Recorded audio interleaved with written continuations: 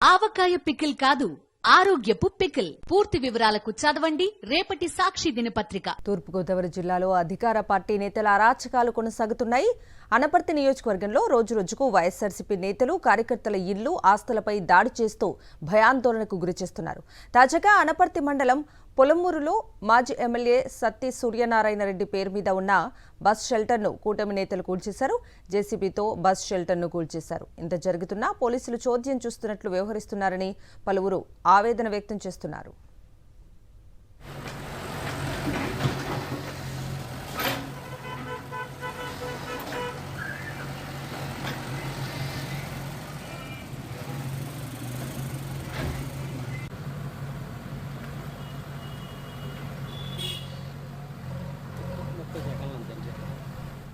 తూర్పుగోదావరి జిల్లాలో అధికార పార్టీ నేతల అరాచకాలు కొనసాగుతున్నాయి. అనపర్తి నియోజకవర్గంలో రోజురోజుకు వైఎస్ఆర్సీపీ నేతలు కార్యకర్తల ఇళ్లు, ఆస్తులపై దాడి చేస్తూ భయాందోళనకు గురిచేస్తున్నారు.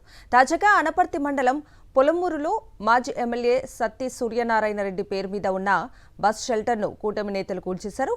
జేసీబీతో బస్ షెల్టర్ను కూల్చేశారు. ఇంత జరుగుతున్నా పోలీసులు చోద్యం చూస్తున్నట్లు వ్యవహరిస్తున్నారని పలువురు ఆవేదన వ్యక్తం చేస్తున్నారు.